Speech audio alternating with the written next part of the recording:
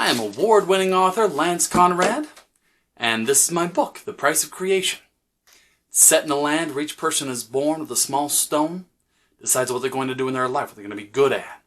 Right? It enhances their natural abilities, makes them a master at that one thing that they're meant to do. And the story focuses on this one family. Their son is born with a stone that destines him for great destruction. So, bad luck there. So the family has to raise and train up their son while protecting him from their own people, who see the boy as a threat and want him killed. And then when everything falls apart, the boy's banished, sent away to this land of savages, essentially, called destroyers. But there, he's able to find out about the history of his own land, where the stones came from, and what their true purpose and power really was. Now, I'm going to read you this book. The entire book. But wait, there's more. This is also going to be a read-along. I am going to provide the text for the book, right about here, so that people can read along. This is for my friends, the students and learners of English who need help with reading and pronunciation. Now, that being said, if I read it differently than what is right here, I want to make something very clear. I am the author. How I said it was right. Just going to say that right up front. Now, if you enjoy this, if you appreciate this, you're going to need to help. At bare minimum, take a minute, like, comment, subscribe, all the classic ways people show support. But also tell your friends. This is an experiment. If it doesn't go well, this took way too much time, and we would not be doing anything like this again. If it goes really well, not only will we do more of it, but you'll probably also see other authors try similar things. I think this will be an amazing tool for education and just for literature in general, to help create a connection between the readers and the author. So, like I said, if you like this, support it. All right? Let's get started. Welcome. We are reading The Price of Creation by Lance Conrad, Chapter 1. I am the historian. I am immortal. I am ageless. I am nameless. I am carried by my own feet through times and worlds to witness great stories. This is one such story. I remember that it was a beautiful day. The magic of a blue sky and singing birds has still not lost its allure, even after all these years. It was a kind of day when walking is a pleasure, especially if you have nowhere in particular to go. The landscape spread out in front of me for endless miles, the long grass and wildflowers waving softly in a warm summer breeze. The ground felt soft under my bare feet. Not even so much as a rock disturbed the hypnotic rhythm of my steps. The land I was walking in showed no signs of civilization. There were no farms or buildings to be seen anywhere. Given the lack of such markers, I was surprised when a wall appeared in the distance, unlike any I had seen before. It stretched as far as I could see in both directions. As I approached from afar, an old curiosity was starting to itch its way into my mind. When I arrived at the wall, I was astounded by the magnitude of it. Whether for keeping out or keeping in, the wall was well designed for its purpose. The stone it was made out of was solid, and the blocks were fit together so that no mortar was used. The rocks simply fit together. If it weren't for the different types of stone used in the wall, I might have assumed that they had somehow used one enormous rock conjured from the earth, and that it was cracked. The sides were entirely smooth. A person couldn't have fit the point of a knife into the seams between blocks, much less fingers for climbing. The wall was easily 3 times as high as my head. The top was lined with an ingenious network of sharpened stones and poles. The poles were arranged like wheels, all of the spokes sharpened. They were set onto a long rod that ran the length of the wall, like so many spiked wheels on a single axle. Any person trying to get over the wall would be impaled, and the wheels would rotate under his weight, throwing him back on whatever side he had come from. The top of the wall was equally treacherous. Small, sharp stones bristled over it, worked into the structure of the wall itself. It was hard to tell from where I stood, but the stones looked like jaggedly sharpened obsidian, sharp enough to cut through flesh or ropes or anything else that came in contact with them. With those stones covering the top of the wall like a porcupine, no one would even get close enough to try their luck with the poles. Each defense complemented another, ensuring that nothing would come over the wall. I walked along it for hours, but never saw any gates. Whoever had built this wall had absolutely no intention of ever crossing to the other side. Maybe there was some secret method of passage. If there was one lesson to be learned from the ages, it was to never underestimate human cunning. I had walked along the wall for most of the day before I saw any sign of civilization. The sun was already dipping onto the far mountains when my eyes finally caught a glimpse of a small settlement. They would have to know something. A wall like that would be visible for some distance.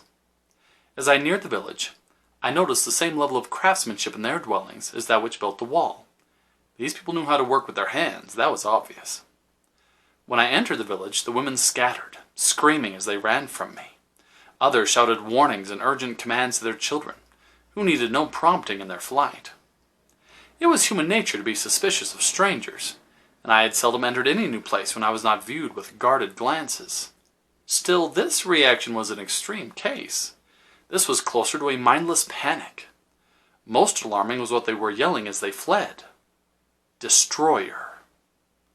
I stopped where I stood and held my hands out in what I hoped was a friendly gesture. I was beginning to think I had made a mistake.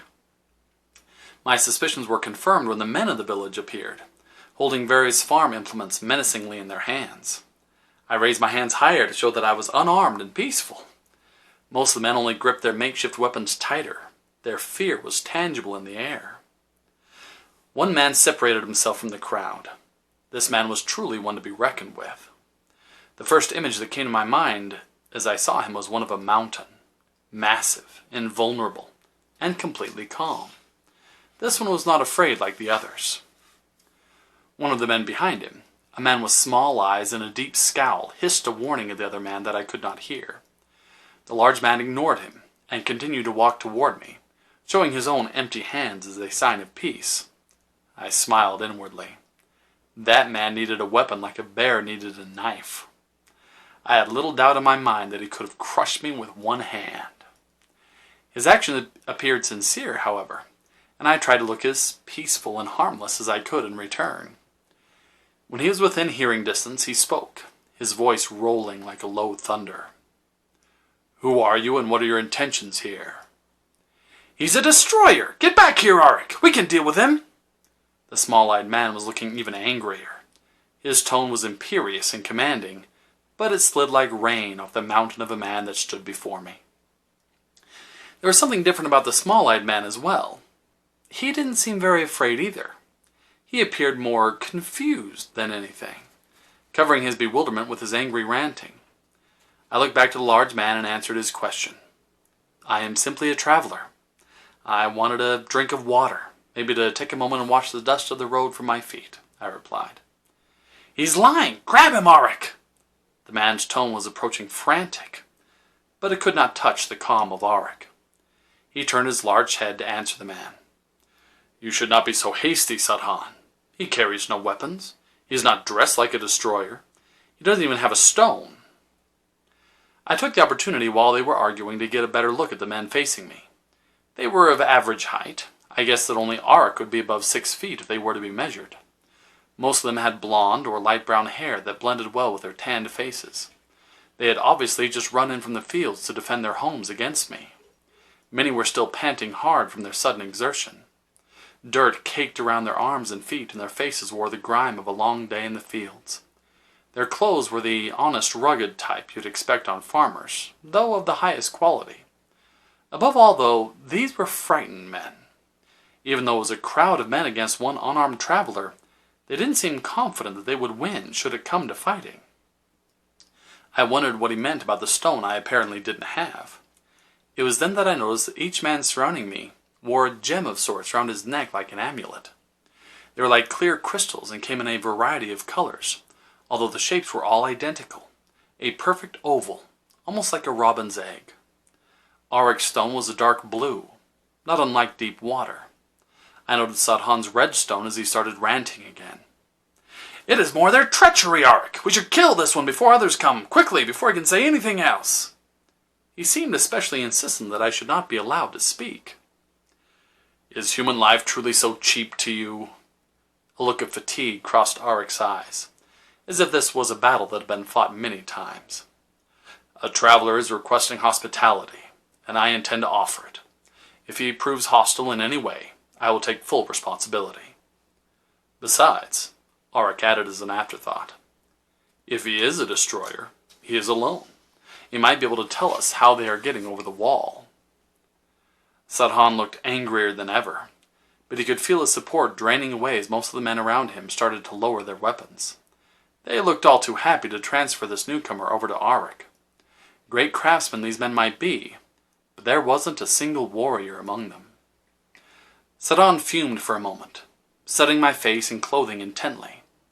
Then his demeanor changed abruptly, and he lowered his weapon to the ground, lifting his other hand in welcome. "Of course! We should never let our hospitality be questioned. If this good man needs help on his road, our community will be glad to provide it and see him safely on his way." I nodded my thanks. I had seen his kind hundreds of times. He was a politician. Whatever the crowd wanted would be his newest brilliant idea. Arik shifted his gaze from Sadhan back to me, extending his hand. "Welcome to Surok, stranger. I'm sorry for the misunderstanding, but I'm sure you understand why we have to be careful." "I'm from a land very far away," I responded as I took his hand. I was struck by the power of the man. I was sure that his hand only stopped in its grip because he chose to stop it there, not from any opposing pressure from my hand or the bones in it. "I don't actually know about your troubles here, but I'll be happy to hear more about them." "Really?" His eyes lit up like a child's. The man who had stood like a bear against his fellow villagers now eagerly pressed for any kind of information, with a wide-eyed innocence that was very disarming. "I have walked long distances, but I have never seen any sign of anything beyond our own villages. What can you tell me about your land? Do you have a different language? How is it that you speak ours? Say something in your own language, please." I smiled. This man would have made a good historian. His curiosity was almost overwhelming. "Well, if you have traveled far in your exploring, I'm sure you appreciate how badly I need a rest at the moment," I hinted. Arik's eyes dropped and his hand snuck behind his back. "I'm sorry. I'm forgetting myself. You must be hungry and exhausted." Arik suddenly looked confused, looking at my empty shoulders, then down at my feet. "Don't you have a pack or something? You aren't even wearing shoes." I laughed lightly.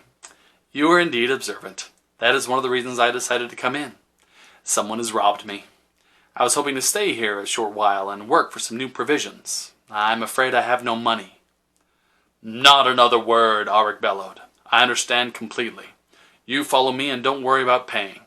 I'll give you all the provisions you need to hear some of the stories from your land." Arik had turned and started to lumber away before he even finished speaking. I found myself nearly jogging to keep up with his long, quick strides. "Okay," I replied with a well-worn lie, "but I'm not really much of a storyteller." Arik looked a little sad at the comment, but his enthusiasm was relentless. "Don't worry about that. I just want to hear what is beyond where the sun sets. Laria always laughs at me, but I still get restless here. I want to see the far side of a mountain, even knowing that it will look like the side we see." "Sorry, I'm talking crazy. What will you think?" I smiled again. "Don't worry. I understand all too well. Why else would I be in your lands instead of my own?" Arik smiled gratefully, happy to have found someone who shared in his interest. "Most people in our villages aren't curious at all. They are happy to live out their lives in whatever manner their stone leads them. Oh, here we are." We had walked outside the cluster of houses that made up the village. Arik's house stood alone, a ways off from the rest. It was as well crafted as the others. One difference was the presence of a couple of smaller buildings next to his house. Workshops of some kind, I guessed.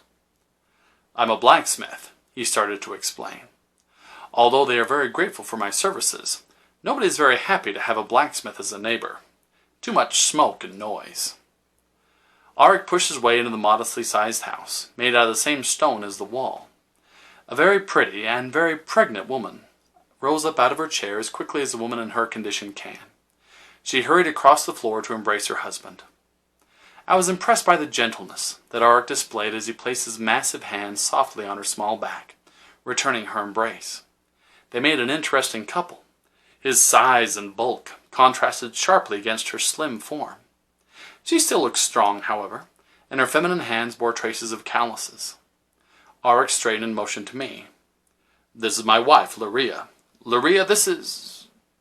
Suddenly Auric looked lost. "Odd, I don't remember your name, friend." "Don't worry, your memory still serves you well. I never told it to you. It is a hard name to pronounce, even in my own language, and I have never cared for it much. You can give me whatever name you wish. I'll answer to that." Auric frowned slightly. "A man should never be ashamed of his own name, but I will respect your wishes, as you are a guest in our house." Turned to his wife, he winked. "Well, my dear, what shall we name our new arrival?" Luria thought for a moment, then spoke. "How about Amar? My father always planned to name his first son Amar, but his wife only bore him daughters. You can be Amar, my brother." I bobbed my head in a polite bow. "I would be most honored, thank you."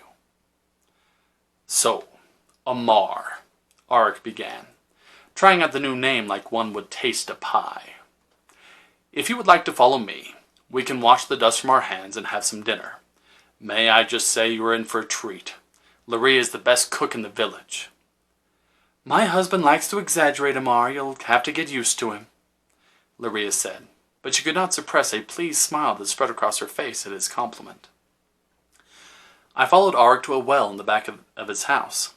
A bucket sat by the well, but it looked old and untouched, grass growing around its edges.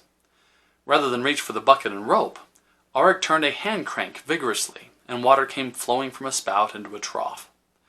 Auric stood back, looking proud of himself. "Very nice," I probed, not sure yet what I was complimenting. "Thank you. I invented it myself. The others in the village haven't started using it yet. They are still stuck in their old ways. They still choose to use a bucket for the wells in the village rather than my pump. I'm glad you appreciate it." I leaned in to take a closer look at the pumping device.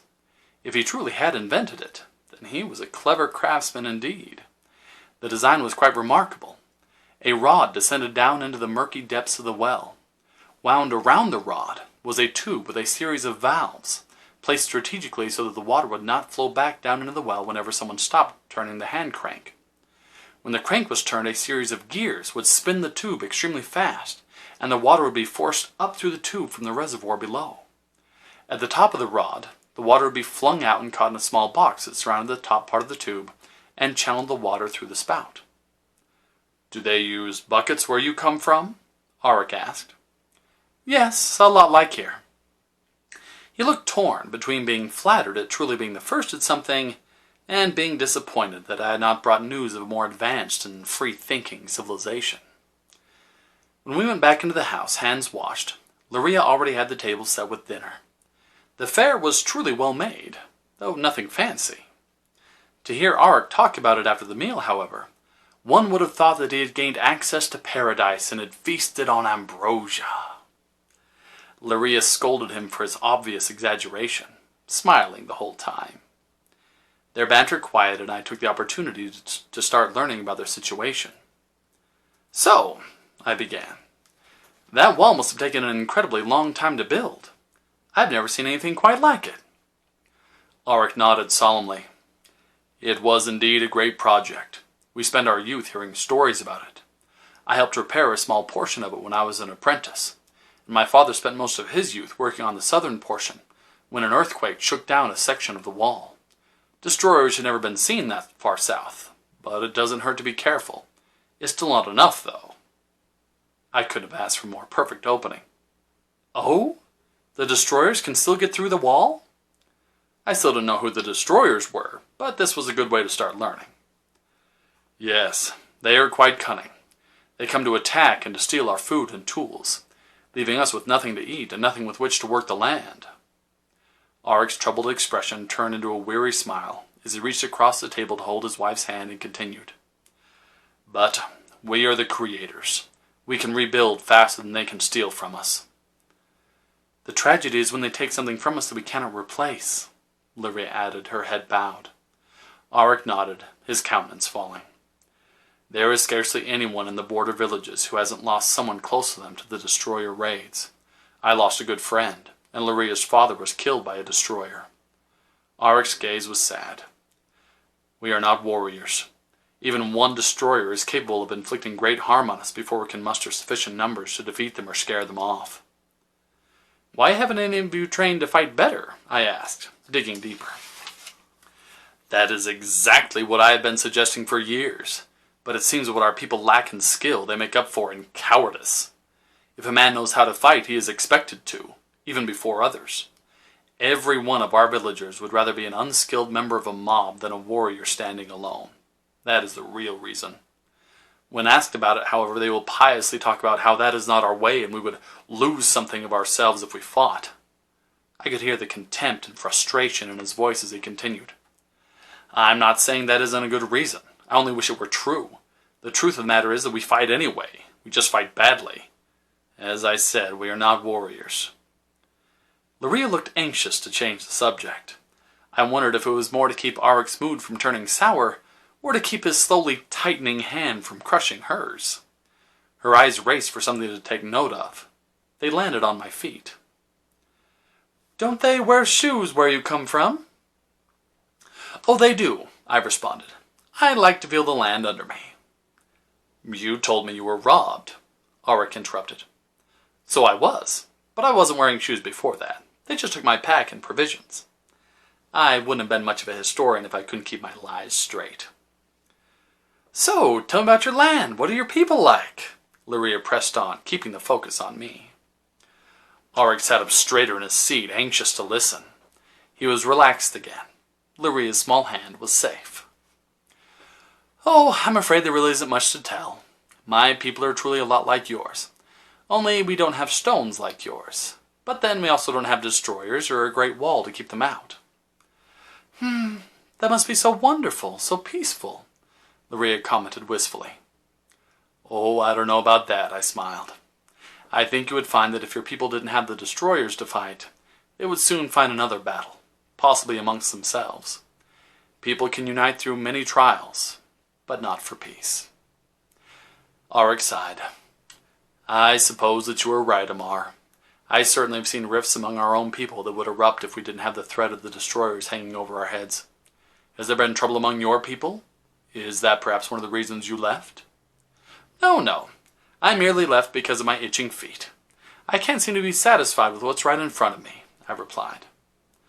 Auric opened his mouth to ask more questions, but Lyria stopped him. Auric, our guest must be weary from the road. Perhaps we should all get some sleep. Again, Auric bobbed his head in shame. Oh yes, I'm so sorry. I have again forgotten my manners. I hope that you will forgive me. If you don't mind, I'll set up a place for you out in my old shed. It might be a little small, but it is warm and it is private.